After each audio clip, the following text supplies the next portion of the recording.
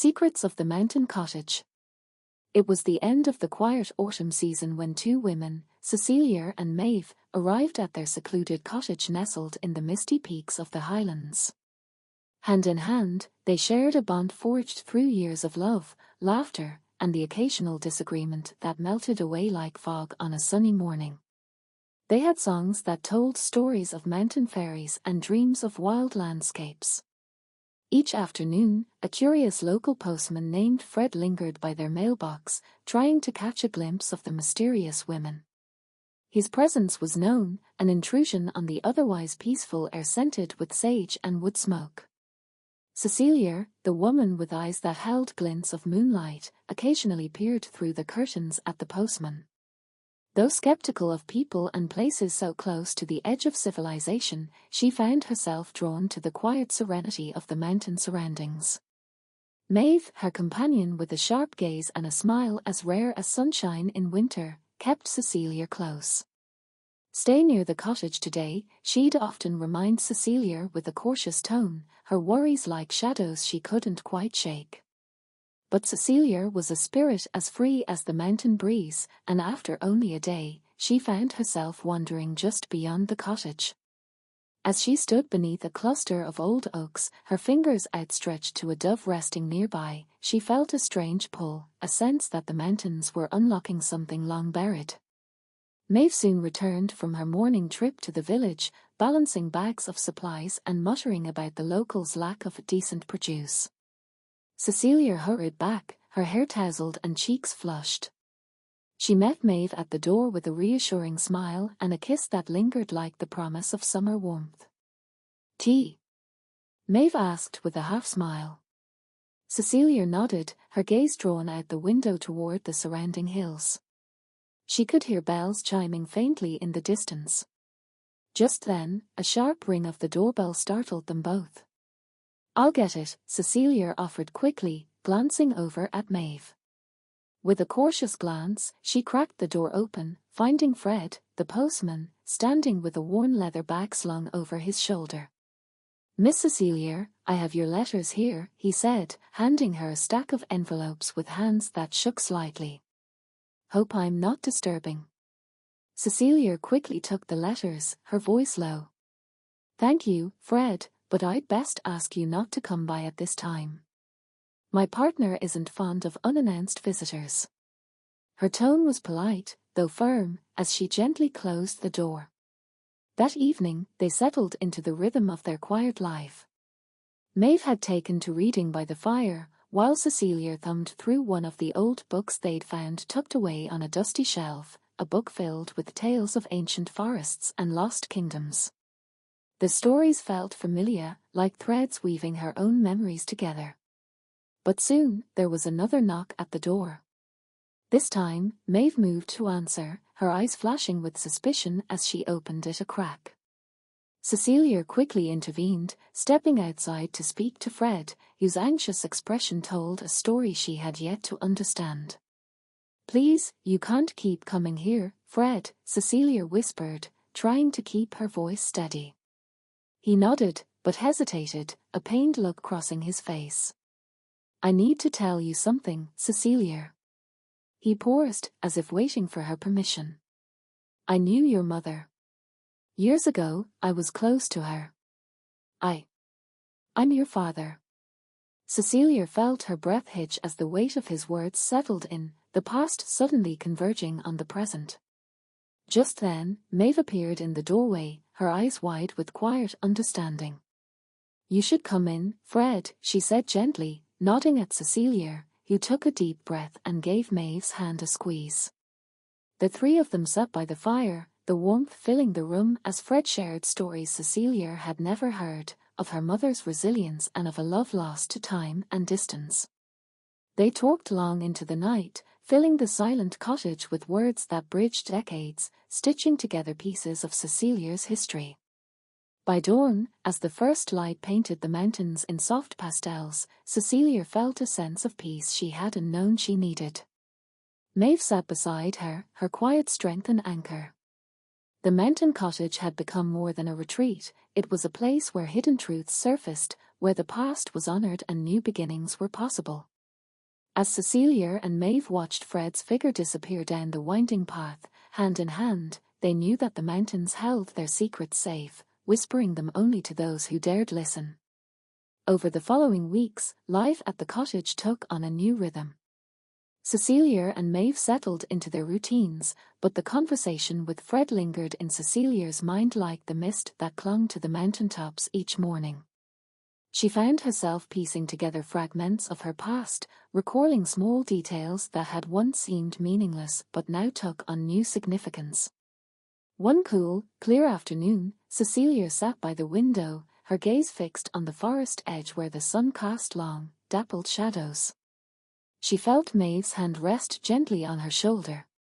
"You've been so quiet lately," Maeve said, concern flickering in her eyes.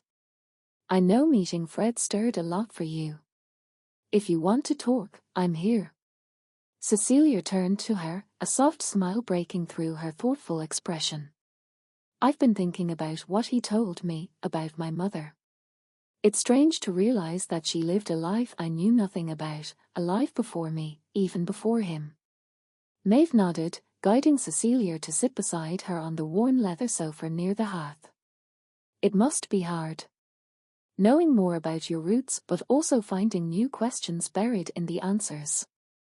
"Exactly," Cecilia said, her voice almost a whisper. "Fred mentioned a small box my mother had, a keepsake she'd left with him before she disappeared from his life. He said it held letters, poems, even dried flowers she'd pressed between pages. He offered to bring it here." Maeve reached for Cecilia's hand, entwining their fingers. "If you're ready for that, I'll be by your side, whatever it brings." The next day, just as a thin veil of fog rolled over the mountains, Fred returned to the cottage, carrying a small, weathered box. Cecilia took it with both hands, her heart racing. She invited him in, and the three of them sat quietly around the box, each of them sensing the weight of the past that it carried. Opening the box slowly, Cecilia found delicate letters written in a flowing hand, their edges frayed with age. Her mother's words, written decades ago, spoke of her dreams, her fears, and her fierce love for the freedom of the mountains. There were hints of an unspoken struggle, notes of someone torn between loyalty to family and her own desire for independence. As Cecilia read aloud, her voice trembled with a mix of sadness and wonder. It was as if she were piecing together the story of someone both familiar and strange. After hours of reading, Fred finally rose to leave, glancing back at Cecilia with a quiet smile. "Your mother would have been proud to see the woman you've become. Thank you for letting me be here." When he'd gone, Cecilia turned to Maeve, feeling a deep sense of clarity. "My mother was a dreamer, just like me. She felt trapped by what the world expected of her. And though I didn't know it until now, she passed that spirit onto me." Maeve wrapped her arms around her, drawing her close. "Then maybe we're right where we're meant to be, up here in the mountains, living a life that's ours alone." In the days that followed, Cecilia and Maeve found new purpose in their life together. The mountains became not only their sanctuary but a place where they could honor the past while building something new. Cecilia felt closer to her roots, understanding that she was part of something larger, a legacy of resilience, of finding peace in solitude, and of loving freely. The wind carried her mother's memory through the trees, as if whispering encouragement with every gentle breeze. And in the quiet strength of the mountains, Cecilia and Maeve continued their journey together, hand in hand, their love and connection deepening with each passing day. The quiet life Cecilia and Maeve had built in the mountains became richer with each passing season. After unearthing her mother's letters and discovering more about her past, Cecilia felt a renewed sense of peace, a peace she hadn't known she was missing. Maeve had been her constant through this journey, and together they learned to find joy in the small moments, the morning sun breaking over the hills, the hum of cicadas on warm afternoons, and the cozy nights when they shared their dreams beside the flickering hearth. One misty spring morning, Cecilia noticed a familiar figure walking up the winding path to their cottage. It was Fred, his cap pulled low over his forehead, a light in his eyes as he approached. "Fred," she greeted him, surprised. "What brings you up here?" Fred offered a gentle smile and held out a small package, wrapped in brown paper. "Found one last letter. It was tucked behind an old drawer in my desk. Thought you'd want to have it." Cecilia's breath caught as she took the package. This letter was a bridge to her mother's voice, something precious from a life now faded into memory. She invited Fred inside, and he stayed, seated comfortably beside the fire while Cecilia and Maeve opened the letter.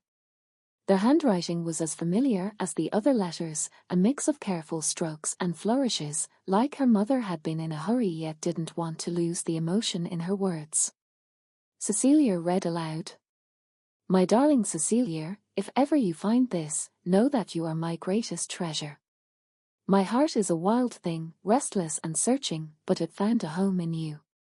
No matter where you go, let the mountains be your guardian, and know that my love will always live there, waiting to find you again." A weight lifted from Cecilia as she read her mother's words. She felt seen, known, and loved in a way she hadn't before.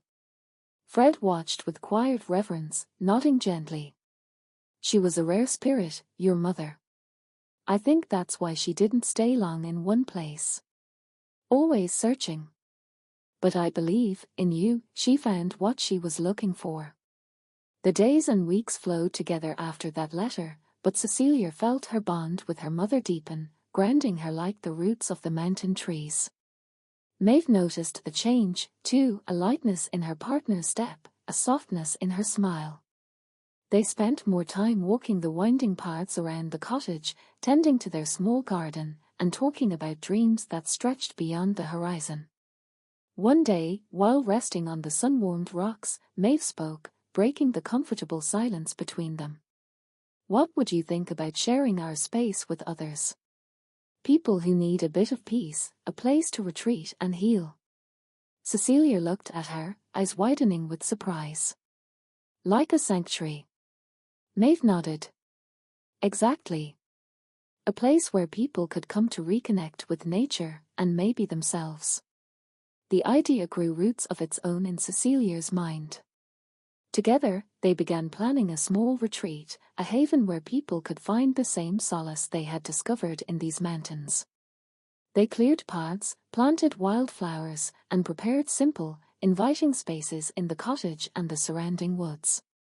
As the seasons changed, visitors began to arrive, friends from the village, strangers drawn by word of mouth, and even distant family members seeking renewal. Each person brought their own stories, leaving something of themselves behind, and taking a piece of the mountain's serenity with them when they left. For Cecilia and Maeve, the retreat became a living tribute to her mother's legacy, a place of dreams, resilience, and freedom. And each evening, as the sun dipped behind the hills, they found themselves more grateful for the life they had created together, bound by love, memory, and the unyielding strength of the mountains.